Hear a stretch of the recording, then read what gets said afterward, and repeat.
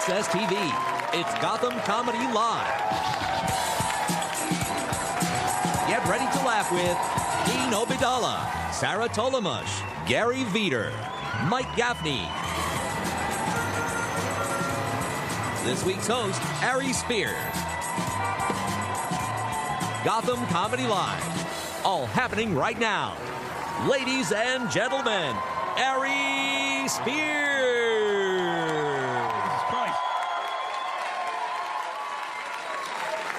Gotham Comedy Live. What's happening, baby? Y'all good? Yeah. Fucking excellent, excellent. I want everybody to have a good time, man. Drink up, do what you do. I don't want no stress in this building. This is a stress-free zone, man. I don't like stress. It's dangerous. It kills motherfuckers or get motherfuckers killed. Anytime you hear about a mass office shooting, somebody was stressed. They couldn't take it no more. They snapped. But I don't work in an office setting, so I don't have to worry about that. But I do fly on planes every week, and the last thing I want to need is to have my pilot be stressed. That'd be some scary shit. I'm sitting in first class, my pilot come out the cockpit and say some shit like, well, fuck it then. Mr. Pilot, can I talk to you for a second? What you need? You want a blowjob, nigga? You want a blowjob? Listen, ain't a gay bone in my body, but at 33,000 feet in the air, if my life is in your hands, my head will be in your lap, nigga, I promise. Some of the other passengers be talking about, what's all that turbulence? That ain't turbulence, nigga. What's going on up there? I'm saving lives, nigga. Thank me after we land, man. It's dangerous. And black people, we got too much stress. Motherfucking police is out of control, ain't they? Police is out here killing niggas like we deers.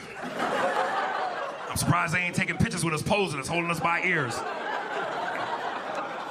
It's fucking scary, man. Hey, it's getting so bad, even white people start not to like the police. But y'all don't respond the way we respond. It's different emotions. White people, when the cops pull y'all over, y'all get mad because you can't believe they had the audacity to pull you over. As soon as y'all hear that noise, whoop, whoop, see them lights, you're like, fucking cops! The fuck does he want?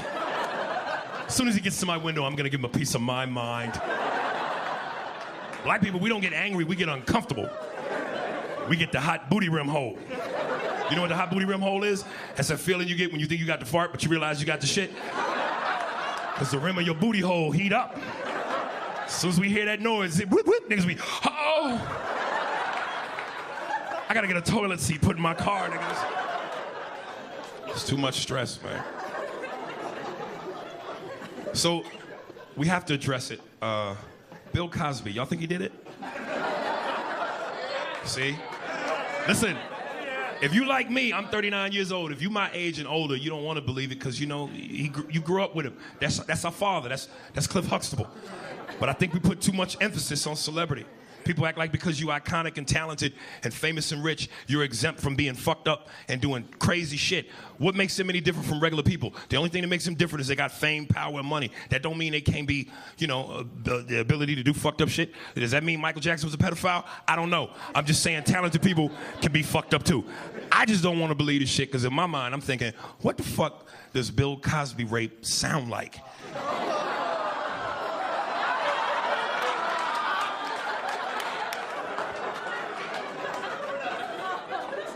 Bitch.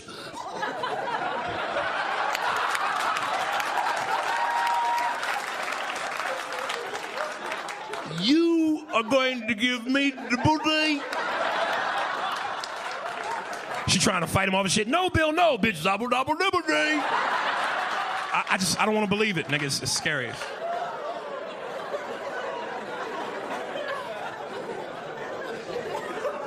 I hope celebrities get their act together, man. I don't like seeing celebrities in trouble. Like, I'm a huge DMX fan. I hope DMX get his shit together. Because I want to see him back in movies, playing the same fucking role over and over. He can only play a thug or a gangster. He can't play a fucking lawyer. It wouldn't be believable. He'd be giving his closing argument and shit. Hey, yo, Your Honor, my client ain't do that shit you said that he did. When the shots rang out, the nigga hid. Then he slid. I object. That's when you hear the Law and Order noise. Gong, gong.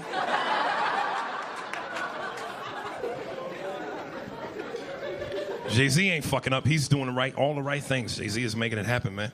You know, I'm a big fan of Jay-Z. I hope I get to be that famous when my career is over. So that motherfucker surpassed being a rapper. He's a rock star. Like, you know you're huge when you can sell out Africa. Like, he could fill a soccer stadium in Africa and they hold between 80,000 to 100,000 people. He can sell that shit out by himself. But don't get me wrong, DMX and Ice Cube is cool, but they're not selling out Africa.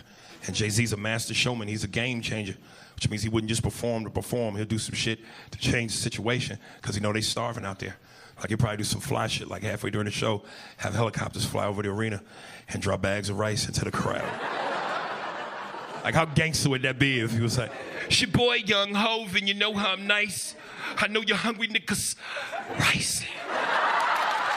Rice just fall into the crowd and shit.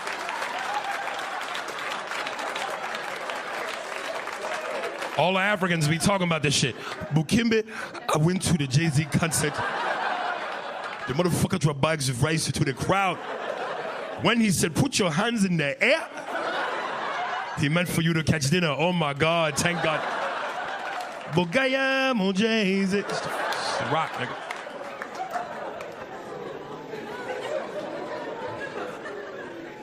Like I said, man, no stress, people. It's hard too. Fucking kids stress you out. Fucking daughter's 15 years old, man. She stresses me out. She's privileged, which is to say she acts white. I know this because anytime she get mad at me, she call me by my first name. That's what white kids do when they get mad at their parents. They call them by their first name. Clean up your room. Fuck you, Wendy. You're not the boss of me. She likes a lot of white music. She likes Justin Bieber. Yeah, I know, right? I gotta tell you, I actually met Justin Bieber. I'm gonna be real with you. This is a sweet piece of ass right there. I swear to God, you stare at him for more than 7 seconds, you turn into a homosexual. It's a fact. He came up to me after a show. He was like, "Aries, I love your comedy." I was like, "Oh my God, that's how you doing?" He's so cute. This motherfucker's hanging out with a lot of rappers and R&B singers. You better knock it off. You don't want to go to jail when you look like that. His ass would literally be birthday cake. I'm talking about frosting on the cheeks and a candle in the butthole. Some nigga named J-Rock blowing it out. Baby, baby, baby. Sing this shit. Gotham Comedy, New York. Y'all ready to have a good time, baby?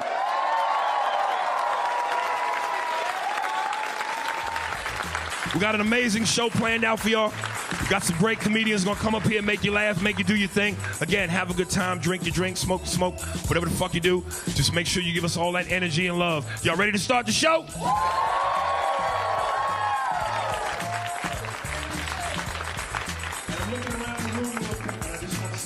Black people, please ease up on that chicken. We got white folks here tonight. We got company. Some of you niggas is eating that chicken like I got an expiration date on it, nigga. This motherfucker good for 8 more bites. Don't do that. All right, ladies and gentlemen, y'all ready? Coming to the stage? Oh, it's still good. I'm gonna keep going. Oh, what, motherfucker? This shit live. This is my first time doing this shit. So this is great about being live. Sometimes you fuck up and you can't correct it. But fuck it. That's what makes perfection. Ladies and gentlemen, we'll be right back after this. Y'all stay tuned. We got a great show coming up. We'll be right back, baby. Stay tuned for more laughs on Access TV. Live from the Gotham Comedy Club in New York City. Dean Obeidallah is taking the stage when we return.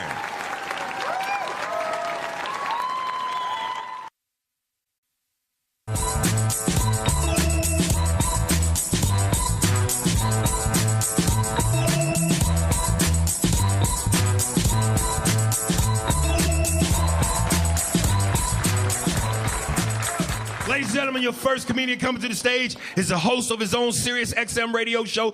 Please show a lot of love to my man, Dean Obeidallah. Keep it going for the greatest, Aries Spears. Funny man. You guys sound great. Thanks for coming out. We have a lot of New Yorkers here tonight? Yeah. I lived here a few years. I love New York. I love the fact that it's actually fast-paced. Everyone feels it. I was on the bus, true story, recently. Guy in a suit and tie, paying his bus fare, takes too long. At this moment, a homeless guy on the bus screams out, "Come on, I got things to do." This is the city we live in. The homeless have things to get done. The guy's like, "Look, buddy, at 2 o'clock, I pee on things, okay?" 5 o'clock, we got shopping cart races, so let's pick it up. I live here now for like 10 years. Are any of you still shocked by things New Yorkers say of the New Yorkers? Like, I am amazed. Like, we have a new nickel. Some of you have probably noticed it. Have you noticed it? Thomas Jefferson head, grotesquely big. It's a whole different look. I'm paying with a new nickel at a deli. This is literally the conversation I have with a New Yorker. He takes my nickel, I swear to you. He holds it up to the light.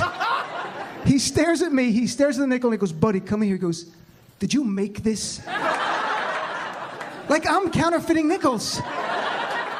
Like I'm the world's stupidest counterfeiter. I'm not making $10 bills or $20 bills. I'm in my little apartment, I'm minting change. I got a conveyor belt and smelting equipment and liquid metal from like Terminator movie in there. But I thought of this, what if I did counterfeit change? No one's tried this. But to break even on this dastardly scheme, to pay for everything in nickels. Be known as nickel man, like fanny packs of nickels around me. Walk in the store, like how much is that? Like $100, I just pour nickels onto the tin. If I go to a strip club and throw in change at strippers, I'm gonna make it rain change, baby. I only throw lefty. Righty's mean. Lefty says, Daddy didn't hug you. I'm just trying to help him. Just trying to help. So people from all over, people from other countries here visiting us here in New York City? Some people? Are you enjoying it? No. Are you here legally?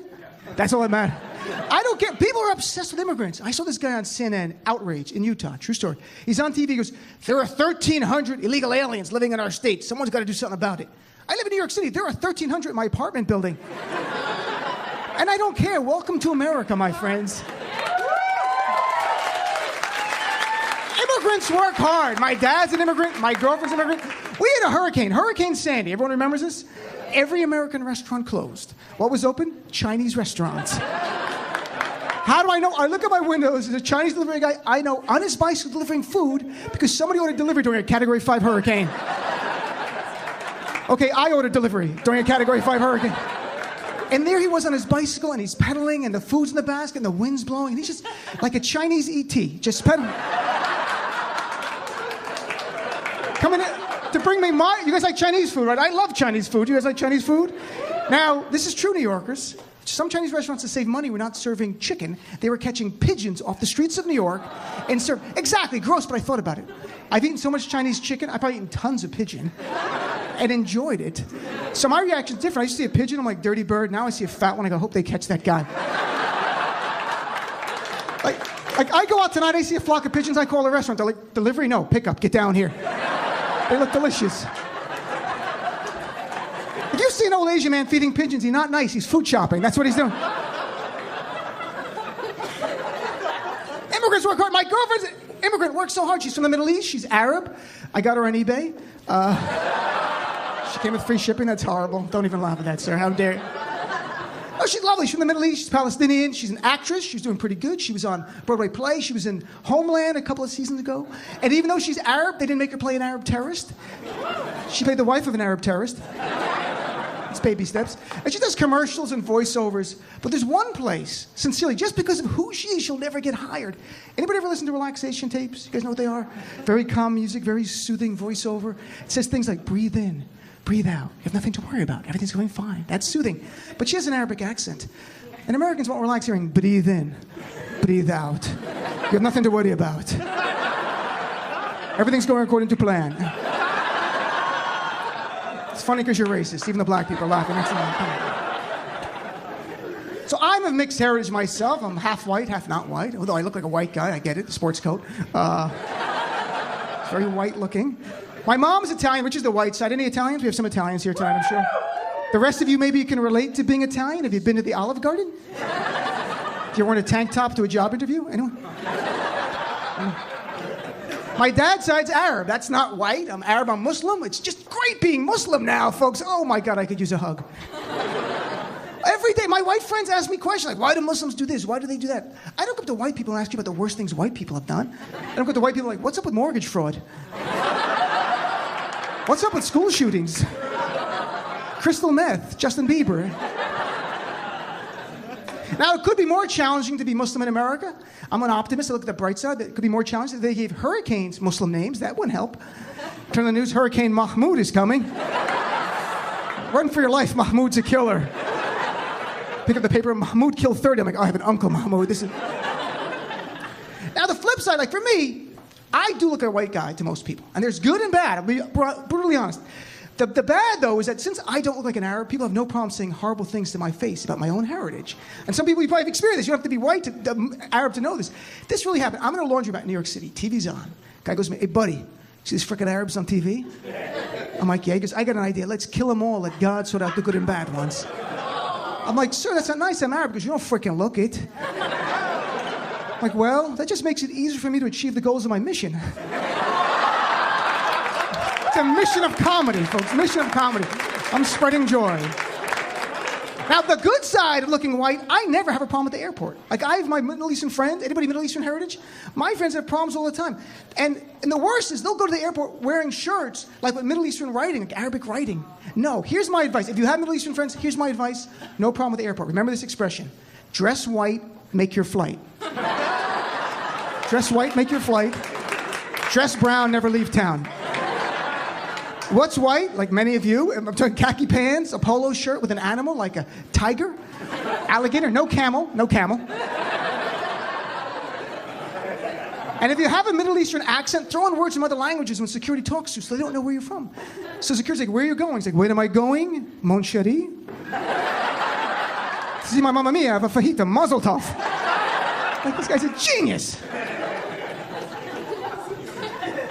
I've done a lot of shows in the Middle East. I've done comedy over there. It's remarkable. All the American chains are across the Middle East now. McDonald's, KFC, Starbucks. The only American chain not there, I actually think it's good for them it's not there, Target. So nobody wants a bullseye in the word Target on the front of their store in the Middle East. They don't want some guy in ISIS going, what are we supposed to blow up today? Oh my gosh. It's a super Target, Habibi. This is very, very good. That's crazy. But there are more and more Middle Eastern people, more and more Muslims in the country. And one day, like right now we have Barack Obama. I like Barack Obama. He broke the barrier, the color barrier, but the barrier for anything. So I can dream one day maybe there will be a Muslim president. Not right now, many, many generations from now. But I hope it's not like me. I hope it's like one of my cousins who like just moved to America, like open shirt, gold chain, smells like lamb. So it's like, everybody, I'm your president, Mustafa Mahmoud Abu Saeed al-Masri. But please call me Mike. I am so happy to be president. Every Friday, half price on falafel, just like I promised. And now it gives me great pleasure to introduce my lovely first lady, and my second lady, and my third. Only one lady. Well, thank you guys very much. I really enjoyed it, and you guys are a great crowd. Enjoy the rest of the show.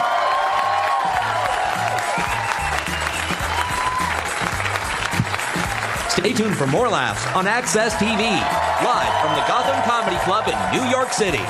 Sarah Tolomush is taking the stage when we return.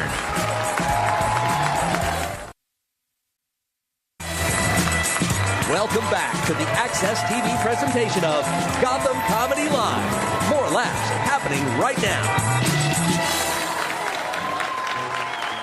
Ladies and gentlemen, our next comedian you've seen on Last Comic Standing. Please extend some love to Sarah Tolomush.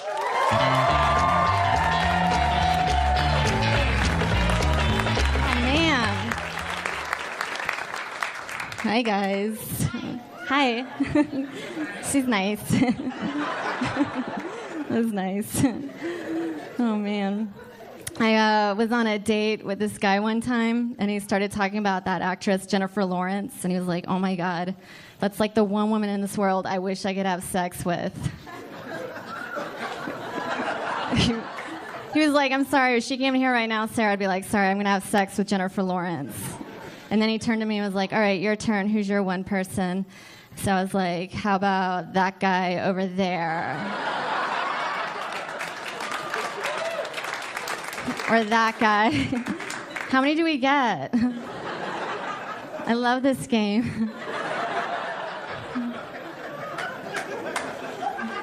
It's fun. I was talking to my friend from back home, and she was telling me this story about how every time she goes to the zoo and she goes to the baboon exhibit, there's always like one baboon that is constantly masturbating. And when she told me this, I was like, ugh, I get it, you're good looking. Man.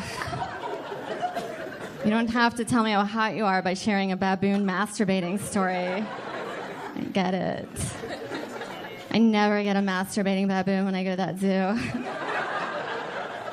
I always put on my sexiest dress. I'm like, Mr. Monkey, wake up. I need this. I need it. I was doing my taxes today. I think the hardest part about doing your taxes is like putting everything together and then putting it in an envelope and mailing it to your dad so he can do it for you. It's like so hard. That I'm even thinking about just going to H&R Block and then see if they'll mail it to my dad. I was like, you guys are closer than the post office. That'd be great. I turned 36 back in April. I'm still talking about it. Yeah. I should probably just say I'm turning 37 soon. That would be better. I'm now at that age that like younger women use my age as a joke fake age.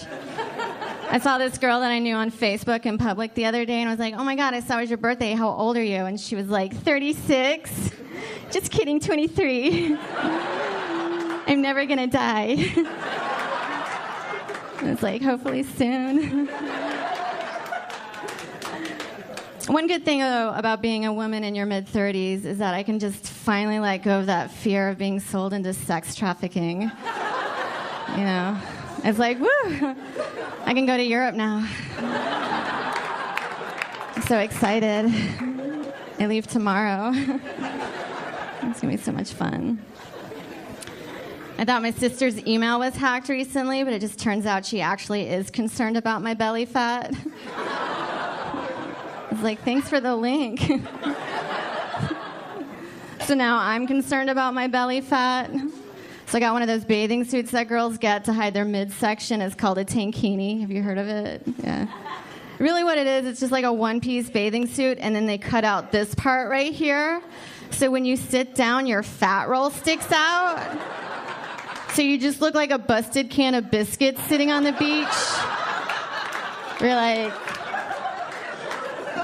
this isn't hiding it. It's actually like zeroed in on it. It's like the opposite.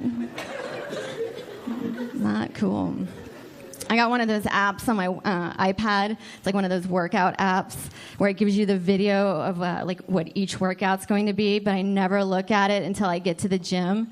So I took it last week, and like the first workout was like this man that was just doing lunges. So I was like, okay, that's not so weird to do at the gym. Like I've seen people do that before. So you do that for a minute. And then like the second exercise was a video of this woman like just punching the air.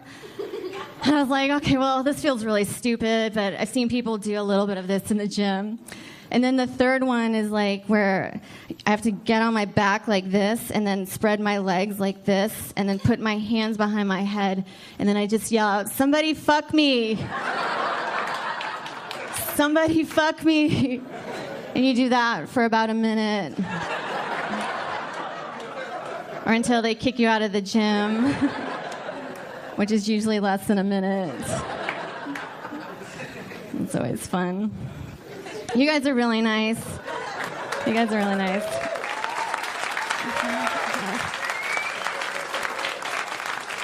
I had this guy come up to me after a show one time, and he was like, can I be brutally honest with you? And I was like, no, thank you. That was close. It was a little close. I was eating at this restaurant in my neighborhood the other day, and I didn't finish my meal, so I asked the waitress if she could box it up for me. And then she replied with, when did you decide to give up? Which took me a long time to figure out that she was talking about my food. That was like 8 years ago. I just wanted this in a box. I didn't know we were going to get that personal.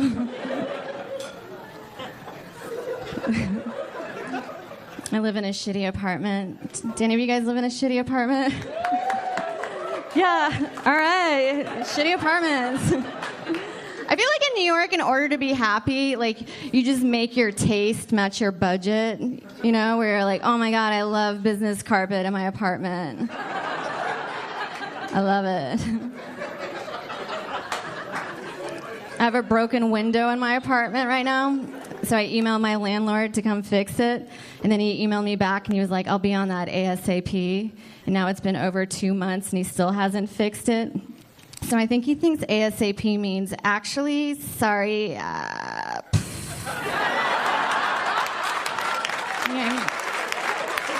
not going to fix it.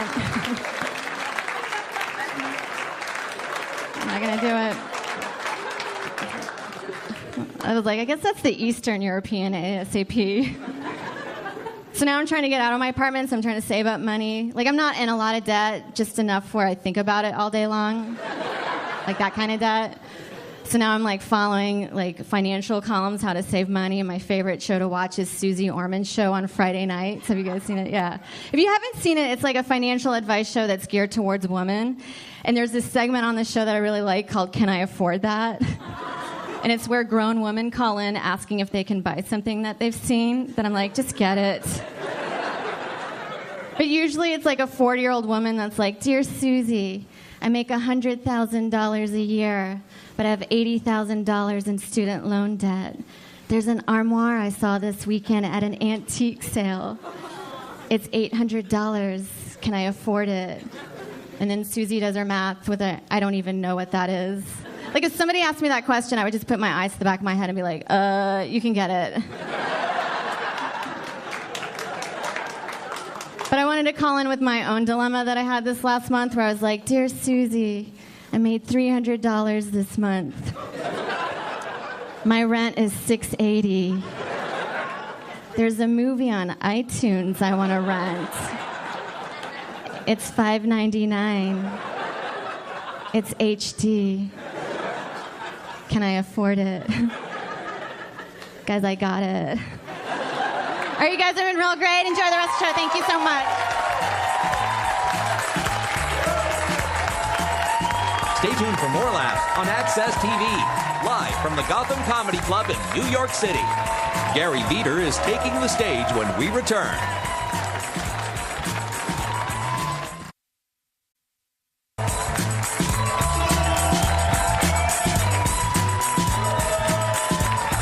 Ladies and gentlemen, next comedian coming to the stage. You've seen him on Conan O'Brien.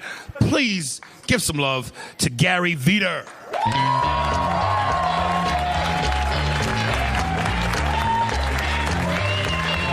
Hey. Thank you. I'll tell you guys this. I saw a blind man and his seeing eye dog walk directly into a pole. Yeah, it's okay. They wound up being fine. But afterwards, the blind man was pretty mad at his dog. He yelled at him, "Bad dog, you're a bad dog. You didn't do your job." But the dog can't speak up for himself. If he could, he would have been like, I don't even know how I got this job.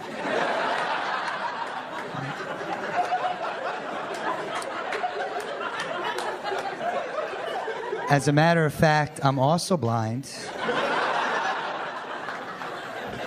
I'm just doing this slightly better than you are, pal.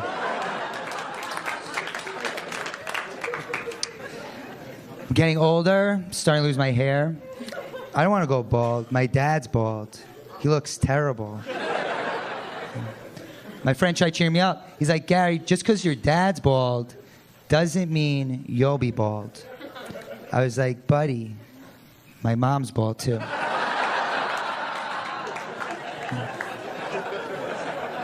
She looks terrible. Worse than my father. I'm short. This is my entire body.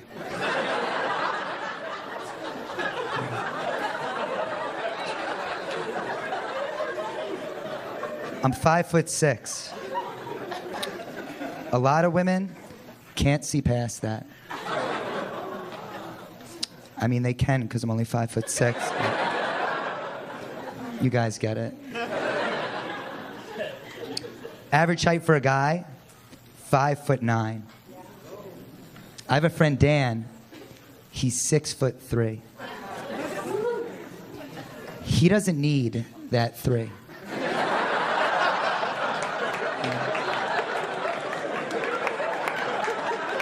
I do.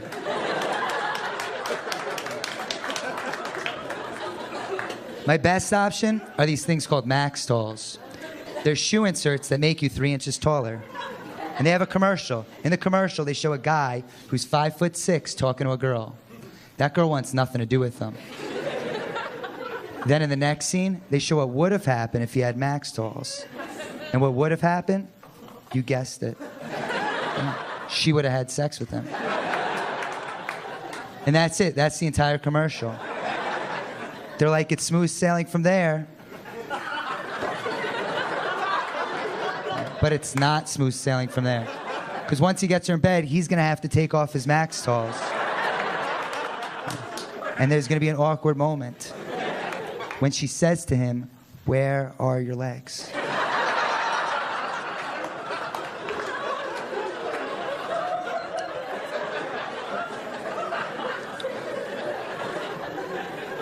I did go on a date recently. I took this girl to a nice Japanese restaurant. I like sushi very much. I do.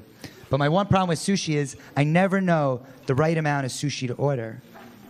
And I didn't order enough for us. And I didn't know where our waiter was.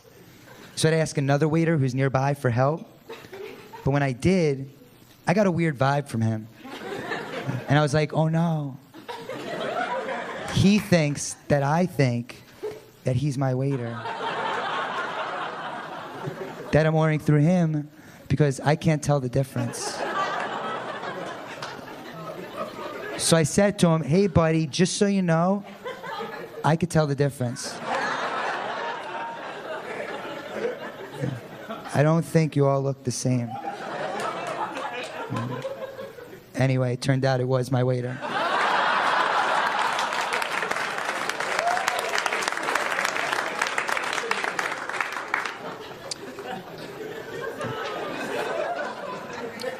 Do you guys know any jokes, or?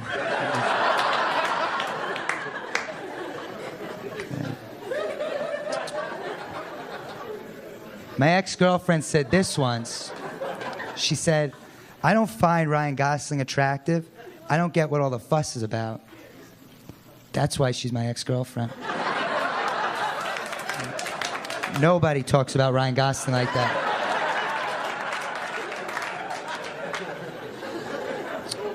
He was interviewed in this magazine. They asked him what a good pickup line to tell guys is. He suggested a good pickup line to be asking a girl if she would like a piece of gum. She'll say yes, and then you'll be in. So I gave it a shot. I went up to this girl. I said to her, "Would you like a piece of gum?" She responded, "No." Yeah. Ryan Gosling did not prepare me for the scenario. I had to think on my toes. I said to her, "How about a Tic Tac?"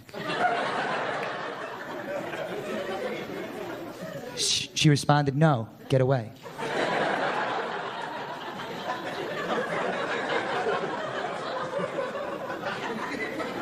I said to her, "Can I brush your teeth for you?"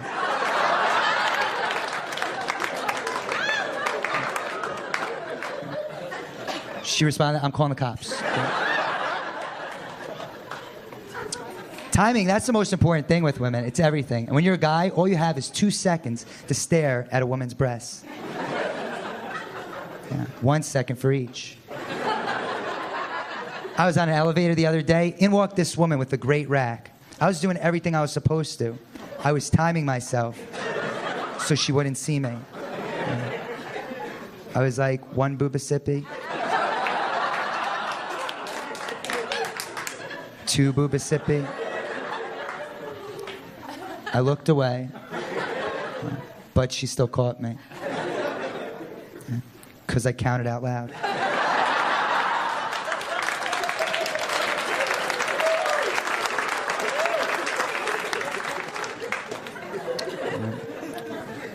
I'm Jewish. Anybody else here Jewish?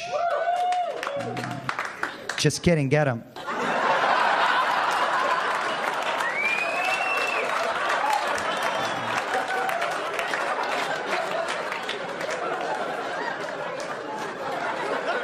No. I'm kidding. I am Jewish as well. I just do that to teach Jewish people not to do that. A buddy of mine, he was just in Denver, Colorado. He called me up when he was there. All right, you know, they're taping this. He called me up when he was in Denver. He calls me. He goes, Gary, I just went to a marijuana dispensary. I bought 50 Sour Patch Kids with marijuana inside them. I'm flying back to New York tomorrow. I know that you smoke a lot of pot. You fly a lot. How do I get these past security? So I told him, I'll tell you exactly what you do. I've done it before. You go to a convenience store. You buy a box of regular Sour Patch Kids, and you transfer the ones with marijuana inside them into the regular ones box. You'll have no problem getting through security. The next day, he calls me up. He goes, Gary, I'm back in New York with the Sour Patch Kids. You're the man.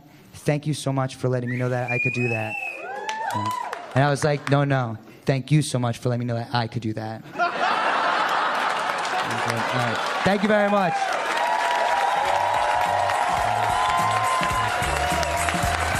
Stay tuned for more laughs on Access TV, live from the Gotham Comedy Club in New York City. Mike Gaffney is taking the stage when we return.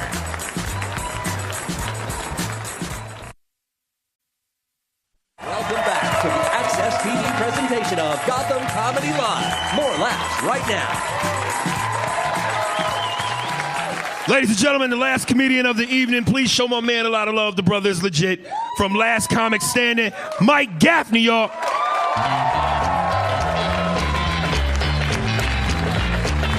Nice. More. That was nice. Thank you guys so much, man. You guys are great, man. Great crowd, man. Just a little bit about me. I'm a single dad. I raised 2 teenagers by myself. About 9 years ago, I went and had a big custody battle with their mom, and they've been with me ever since. So apparently I won. Doesn't feel like a win, I'm going to be honest with you. Kind of feels like she won on that one. Here's something the judge forgot to tell me. Full custody means every day. I don't know if you know that, every day. They come home every day around 3:45. They'll just be there. It's like, seriously? They're always home. Sometimes they're late. Then I get excited, like, yes, they're missing. They're never missing. Oh, they suck. People usually say that when I say they suck. They're like, oh, my God. Do you talk about your children like that? It's like, do you have kids? No, I don't have kids, but I am an aunt. You can't identify with a parent when you're an aunt, you asshead. That's like me trying to relate to somebody who went to war. Like, you went to war, bro? Nah, I didn't go to war, but I play Call of Duty every day. You know what I'm saying? Nah, I've seen some shit, bro. They suck. They suck. It's just me and them. Just me and them. My son is 16, my daughter's 17. It's just me and them. I've been single for a long time, too. Just me. I've been single since my son is 1 and my daughter's 2. Single the whole time. The reason why, a couple of reasons. One, when they were younger, I didn't think it was fair to subject them to, like, random women. I didn't want to do that to my kids. But now that they're older, I don't think it's fair to some random woman to subject them to these 2 assholes. So, I'm going to be alone. I'm going to be alone for a long time. I do online dating. That's how I do it. $30 a month. You know what I've learned? Nobody likes me. That comes out every month. I never got to go on for that. That was a hurtful laugh, assholes. Thank you. You're like, ha, he's single and lonely. Very optimistic when I sign on, too, bro. I'm very optimistic, very hopeful. I fill out every goddamn question, bro. Every question. My shit's always 100%. You know how they say, are you 80? Not me. I'm 100 goddamn %. 100. I even answer the question that's so hard, like, what do you like to do for fun? How? Isn't that like, don't you panic? I just sit home and wait for emails. Which is true, but that's sad. You can't put that. That's like make up shit. Like, I like movies. I like to walk.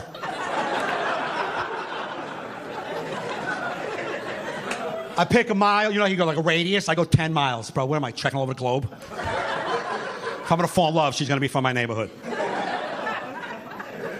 I picked 3 nationalities. There's like 12. I picked 3. I'm not the UN, bro. Can't be banging them all out. I focus on 3. Until I get no returns on my email, then I'm like, what's 4,900 miles for love? What, I'm not going to go to Utah? Seriously? I pick every nationality. There's a spot in the nationality that says other. I have no idea what that is. But that's my girl. That's where she's at, right there. That's my girl. That's going to be an exciting first date. Another date? What the hell's going to show up? 3 legs, a half eyeball. Like, what the fuck is that? What is that? Damn, that is a small island. He caught it. That's not a nationality. 46-year-old women. 46-year-old women will answer the profile. Do you have children? No. Do you want children? Someday. Oh, you're 46. Do you mean like Wednesday? What the fuck are you talking about? How fast do you think online dating works? Good luck with that. I'm not being an asshole either. Like, if you want to date with me and you're like, so what do you want to do? And I was like, I want to be a Yankee. A New York Yankee? Yeah. Can we get a check? He's an idiot. Girls will put in their profile, they'll put in their profile, this is what they'll put. I love to laugh and have fun. Woohoo! So crazy! You think we can do it all in one night? You think we'd be able to jam it in? No, the laughing and the fun. You think we'd be able to do it? Fucking asshole. Everybody likes laughing and fun. What miserable bitch? Like, I hate laughing! I hate fun! Ah! I never get any emails. One girl put in her profile, she put in bold capital letters, star, star, star, no liars. Star, star, star. I'm freaking serious right now? Like, if you're a liar, don't even try, because I'm not. Really, that's your high-tech security system right there? Like some lying sax, like, I'm gonna bang this. Ah, son of a bitch. Nah, she's got a no liars clause. Nah, she was thinking ahead, bro. So smart. That's like putting a sign in front of your house that says you don't like to be robbed. And leaving all your windows. Billy, the window's open. Hold up. Nah, they got a sign. Go to the next house. Yo, don't be rude.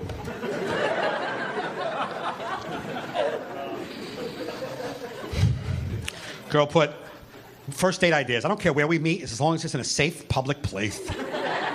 No, what kind of creepy ass emails are you getting? Yo, you want to meet in the cave? Just, you don't got to go on that date.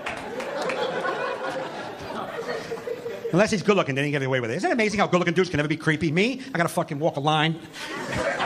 Everything I say has got a rhyme. There's gotta be like a butterfly involved or some shit. You're a good looking guy. You can say whatever the hell you want. You'd be like, yo, you wanna meet in the cave? She's like, caves are nice. No, they're not bad on a Saturday. Assholes. Dude, it's not easy dating at all, period. It's not easy when you're just dating. It's, you know what? It's hard introducing your freak. Right? On your first couple of dates. You can't just talk about shit. When I was 17, I'll tell you why. When I was 17, I was having sex with my high school librarian. She was 9 years older. She was well experienced. I was 17, so I was very, simple. Very basic. She was experienced, so one day we were having sex. She took her finger and right in the butt.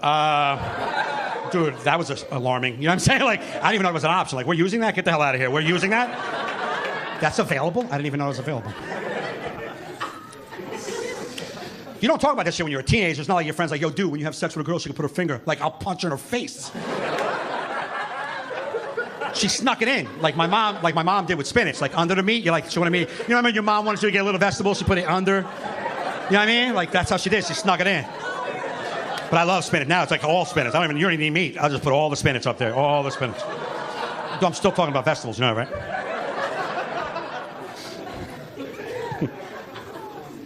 It's hard, though, bringing that up. You can't bring that freak up. It's hard to bring that shit up in the first date. Like, I've tried so many ways. It's hard. But I'm so glad I learned about it when I was 17. I would have hated to freaking go 30 years. Find out when I'm 40 how awesome that is back there. That's like having a car for 30 years and not knowing you had a sunroof. You know what I'm saying? Like, what the fuck? I had a sunroof the whole time? I love my sunroof. But it's hard to bring it up. It's hard to bring up, to girls. It's just hard. It's hard as a guy. I've tried many ways. Here's a way that doesn't work. Hey, when you're making love, what do you do with your fingers? You doing math? You're not like adding random numbers, right? Well then, chuck them in my butt. It's awkward. That's an awkward first date, bro. It's awkward. It's weird. It's weird. I'm not gonna lie to you. It's a little weird. But how come that's creepy, right? A guy says that shit's creepy. Why? Why can women never be creepy? Women can never be creepy. They can be freaky. Like, you can be like, that bitch is freaky as hell. But she can never creep you out, bro. She can never say anything that makes you like, ugh. Right? Like, if she was to come up to me and like, listen, when we're making love, I need you to take a brick, smash a cockroach, then cover the brick with mayonnaise, and then rub my body with a brick. I'd be like, oh shit, should I take a break from the wall? Or do you like already have a brick on the side that you use? No, I don't want to mess your house up. Maybe you have a brick in the drawer that you always use.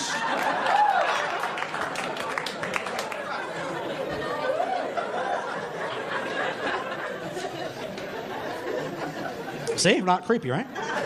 Right? You wouldn't be like, dude. But if I say anything about that down there, you're like, eh.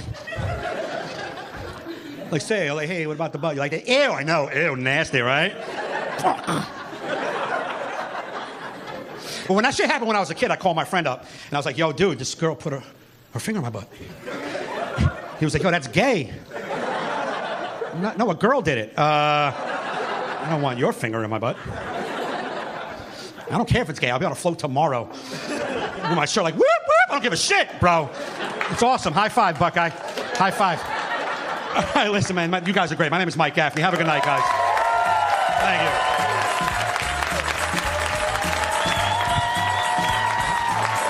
Stay tuned for more laughs on Access TV, live from the Gotham Comedy Club in New York City.